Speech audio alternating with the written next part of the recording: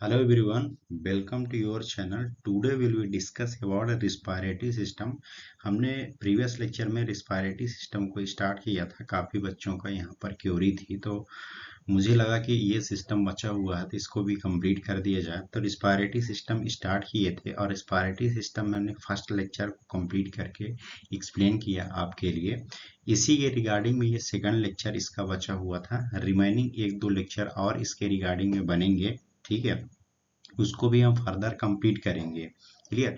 तो आज का जो लेक्चर है दैट इज रिस्पायरेटरी सिस्टम, और रिस्पायरेटरी सिस्टम में यहाँ पर है लंग्स हैं, ठीक है ना। तो लंग्स के बारे में हम डिटेल्स पढ़ेंगे।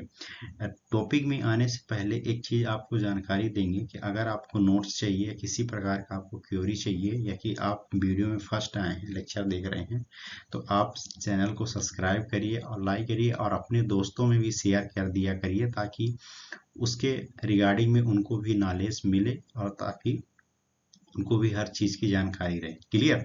तो चलिए स्टार्ट करते हैं। और साथ ही अगर आपको मेरे से कांटेक्ट करना है तो डिस्क्रिप्शन में मोबाइल नंबर दिया गया है, तो उससे भी आप कांटेक्ट हो सकते हैं। क्लियर। तो अगर इसकी हम लंग्स की बात करेंगे तो ह्यूमन में ये प्राइमरी रिस्पायरेटरी आर्गन की तरह काम करता है, मतलब कि रिस्पायरेटरी आर्गन में ये प्रेजेंट ही होता है, ठीक है। जो कि इसका सिचुएशन की अगर बात करेंगे तो थोरेसिस कैविटी में पाया जाता है। थोरेसिस कैविटी मतलब कि जो चेस्ट वाला पोर्शन होता है उसको बोला जाता है थोरेसिस कैविटी। कैविटी के मीन्स होता है यहाँ पर खाली जगह, ठीक है। फंक्शनल एनाटॉमी की अगर बात करेंगे तो लोब्स ह्यूमन में दो तरीके से लोब्स होते, सॉरी लंग्स होते हैं। एक राइट होता है और एक लेफ्ट होता है। क्लियर। कोनिकल शेप का होता है। कोनिकल शेप का मतलब ये होता है कि जैसे आप कोनिकल फ्लास्क देखे होंगे उसके जैसे आपको ये नजर आएगा। इसकी वजन की अगर बात करेंगे तो लगभग 1.3 kg एडल्ट में पाया जाता है।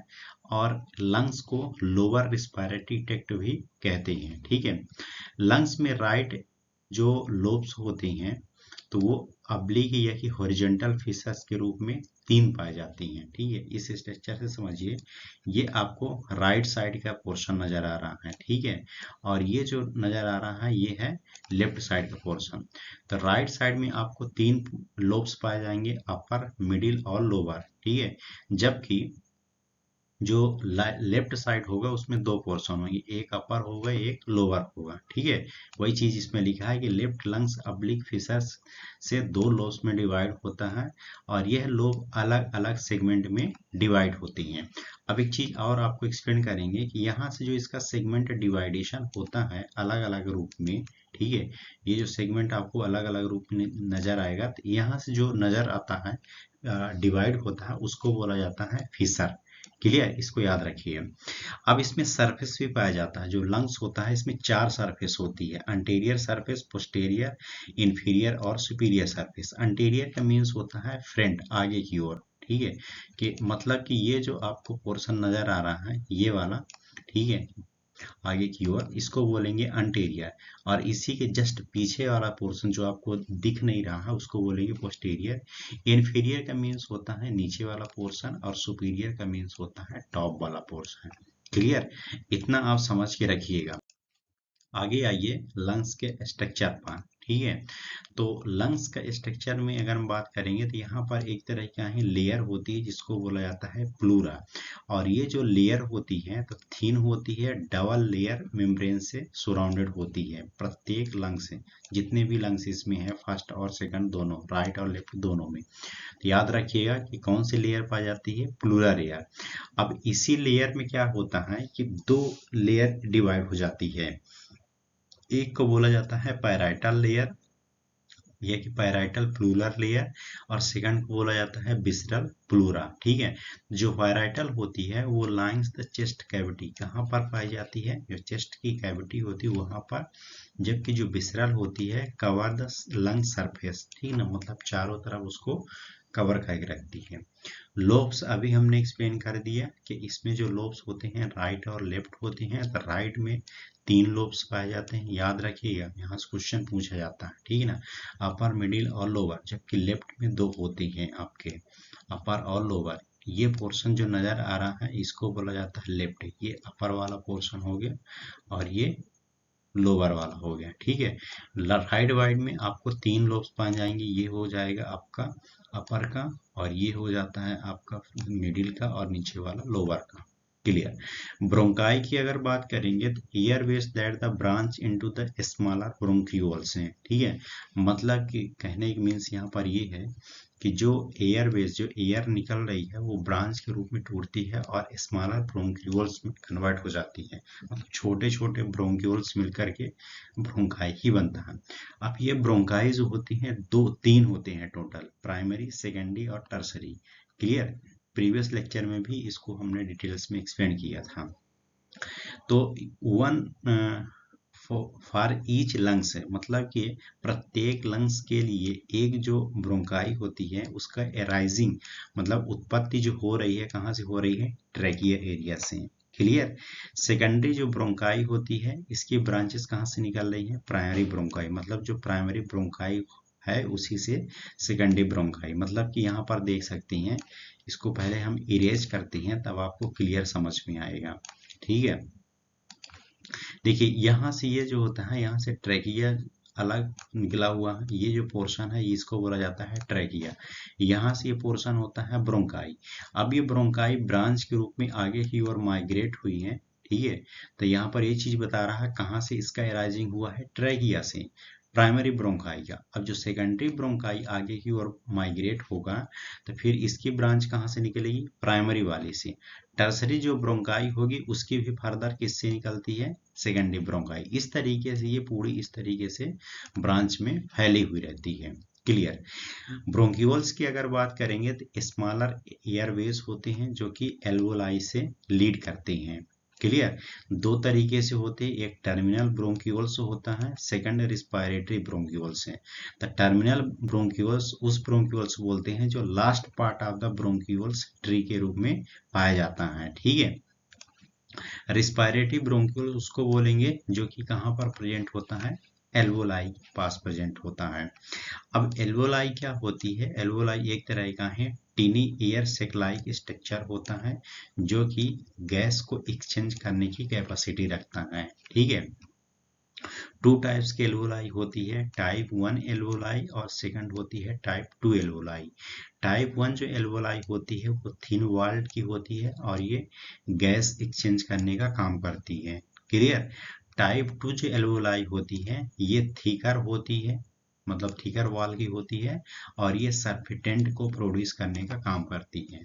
क्लियर।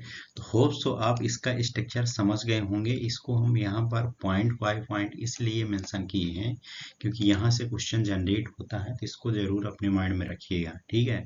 कुछ बच्चों के यहाँ पर इंग्लिश नजर आ रही है लेकिन हम एक्सप्लेन किए हैं, 2-3 बार आप रिपीट करके देखेंगे तो अच्छे से समझ में आएगा। क्लियर। आगे बात करेंगे वही चीज के लंग्स में वाटर भी पाई जाती हैं, दो वाटर होती है, एक मीडियल वाटर होता है, सेकंड लेटरल वाटर होता है। लंग्स और थोरेसिस कैविटी के बीच में एक मेम्ब्रेन पाई जाती है जिसको हम प्लूरा कहते हैं, अभी एक्सप्लेन कर चुके।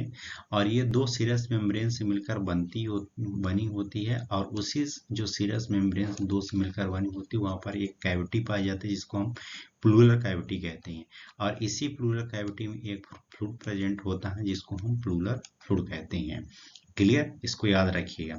एक और इसमें टर्म है जो हमने सोचा कि एक्सप्लेन कर दें आपके लिए, हाइलम, ठीक ना। हाइलम क्या होता है इस चीज को समझिए। लंग्स के मीडियल एस्पेक्ट पर एक ओपनिंग पाई जाती है जिससे होकर के कुछ स्ट्रक्चर लंग्स में इंटर करते हैं और कुछ स्ट्रक्चर बाहर निकलते हैं, उसी को हम क्या कहते हैं, उसी ओपनिंग को हाइलम कहते हैं। क्लियर। एक और शब्द हम नेक्स्ट लेक्चर में आपके लिए एक्सप्लेन करेंगे, हिलार लिम्फ नोड, वो बहुत ही इंपॉर्टेंस है कंपटीशन से। क्लियर। फंक्शन की अगर बात करेंगे तो टोटल यहाँ पर हम फंक्शन एक्सप्लेन किए हैं 11। ब्रीथिंग है, रिस्पायरेशन है, प्रोटेक्शन है, absorption of the drug, homeostasis, olfactions, vocalization, defence mechanism, maintenance of water balance, regulation of the temperature body, that is anticoagulant function. इन सभी को याद रखिएगा, बहुत ही इंपॉर्टेंस है फंक्शन। इन्हीं को हम डिटेल्स में देखते हैं वन बाय वन करके। सबसे पहले हम बात करेंगे ब्रीथिंग की। लंग्स में क्या होता है, इंस्पायरेशन और एक्सपायरेशन दोनों प्रोसेस चलती है। स्टार्टिंग में एक्सप्लेन किए फर्स्ट लेक्चर में, अगर फर्स्ट लेक्चर नहीं देखेंगे तो जरूर आप देखिए एक बार। क्लियर। इंस्पायरेशन और एक्सपायरेशन की मदद से इन्वायरमेंट की एयर को शरीर या कि बॉडी के अंदर बाहर करती है, उसको बोला जाता है इंस्पायरेशन और एक्सपायरेशन, और यह दोनों मिल करके एक साथ ब्रीथिंग कहलाती है। क्लियर। याद रखिएगा कि इंस्पायरेशन और एक्सपायरेशन दोनों मिलकर के जो वर्क कर रही है, काम कर रही है, उसी को हम क्या कहते हैं, ब्रीथिंग।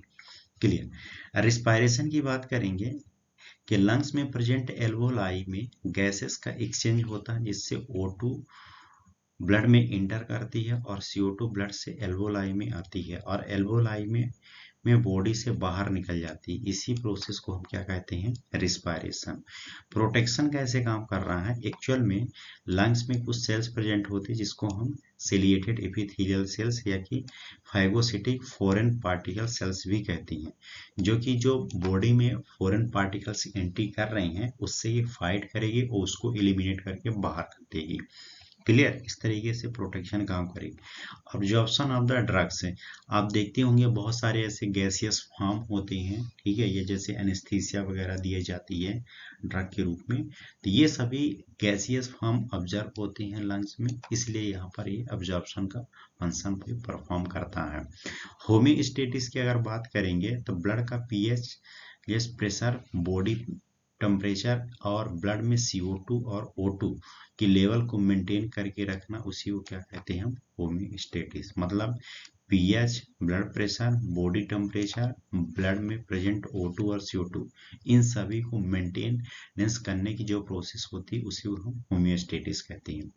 ऑल्फैक्शन का मीन्स होता है स्मेल, एक ऑल्फैक्टरी नर्व होती है, उसी के रिगार्डिंग बात कर रहा कि नेजल कैविटी में म्यूकस मेम्ब्रेन ऑल्फैक्शन का फंक्शन करती है, ठीक है ना, मतलब कि जो स्मेल वगैरह, सूंघने वगैरह का काम होता है वो ऑल्फैक्शन के कारण होता है। नेजल कैविटी में स्मेल की सेंसरी इनपुट जनरेट होती है। क्लियर, वही जो अभी हमने एक्सप्लेन कर दिया।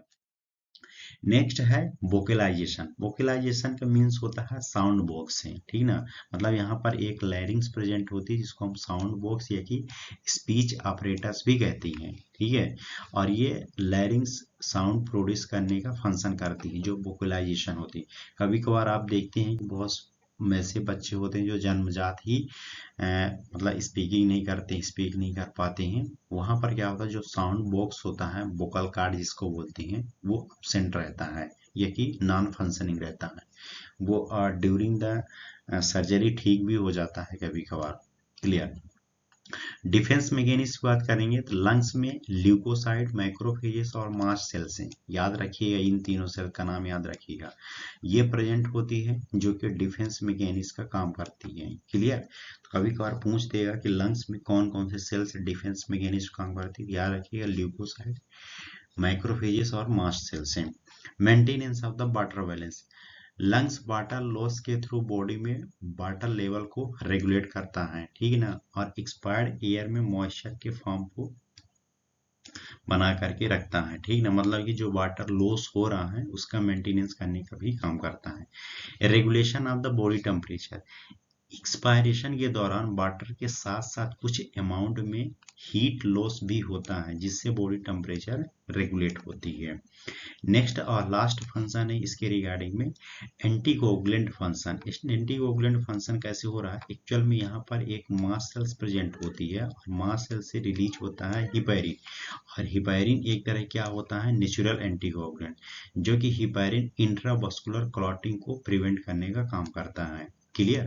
तो इस तरीके से ये एंटीकोगुलेंट फंक्शन भी परफॉर्म करता है। होप सो आपको समझ में आया होगा कि लंग्स क्या है, क्या स्ट्रक्चर है, कैसे ये वर्क कर रहा है। जो जो इम्पोर्टेंस पॉइंट है वही चीज़ हम आपके लिए अवेलेबल करते हैं, ठीक है। तो वीडियो अगर अच्छा लगे तो लाइक करिए और सब्सक्राइब करिए, साथ में अपने दोस्तों में भी शेयर करिए। Thank you so much.